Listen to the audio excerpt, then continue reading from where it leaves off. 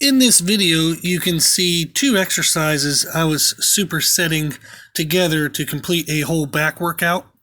So right now you're seeing a seated high row using our cable station, and then I just used kind of a block we had in the gym as the seat, and I used the foot plates that go into the system, the cable system at the bottom, as a good brace. So the idea of this part, the first round you'll see, is I'm going slower, kind of getting a nice good contraction within the muscles. So this targets kind of the upper back, the traps, and between the traps. And then you'll see that I'm going to be moving into pull-ups with a wide, slightly angled overhand grip. And that targets the lats and kind of the bottom muscles attached to the shoulder blade. So the first movement was kind of in between the shoulder blades and everything above the shoulder blades. These pull-ups are now the lats and everything below the shoulder blade. So the benefit of the first round that you're seeing here is I'm going slow, trying to focus on a really good squeeze in the muscles. So the weights are not very heavy, and I'm actually trying to build mind-muscle connection. So that way, as I get to heavier sets, I'll better be able to feel the target muscles squeezing and contracting, and be better able to eliminate other type of muscles getting involved and trying to take away from the target muscles.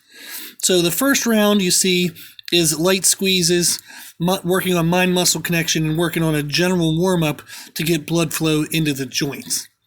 And now what you'll see is I'm starting into the kind of like a second phase of the circuit. So I did 3 rounds of the lighter style, working with progressively heavier weights. Now this is the first round of the second style of rep performance. And these are actually more like explosive excitatory reps. So the idea of these 3 rounds was to continue to progress heavier in resistance, but start to produce more adrenaline, more endorphins. And now that I could feel the target muscles working better, the goal was to start to quote unquote wake them up. So I was planning to do 3 rounds of the excitatory phases. So that way, when I worked into the third phase, which would be the heavier, most aggressive work, that way I could get really good heavy weight on the muscles, but still be able to feel the muscles. So in total, the entire workout was 3 rounds of each phase. So there was 3 rounds of a light warm-up, focusing on mind-muscle connection and just warming up the joints.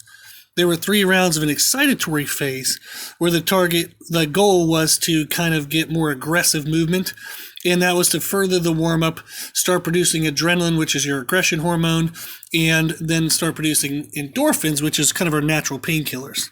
And then the third phase, I did 3 rounds with the heaviest level of resistance that I could still do with good form. So you do see the pacing of the movements get faster and faster through each phase. And the idea of this is I did the slow controlled motions to get really good quality contraction at the beginning. Then you start to let go of some of the slow and controlled to trade off for heavy weight. So this is a good way to kind of blend how do you make sure you do stuff cleanly enough to get the results you want and be safe, but then how do you kind of force on some heavier weights to get some forced adaptation just due to the heaviness. So this is a great scheme that you can use, is to do a few light rounds focusing on mind-muscle connection and general warm-up.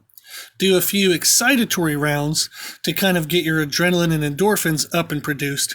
And then you can go into the heavier based work. And the first 2 phases serve as a pre-exhaust to help protect the joints but maximize muscle damage. So this is a great overall kind of workout scheme. It's very fast. It only takes maybe 30-35 minutes, but it gets all the goals that you would need.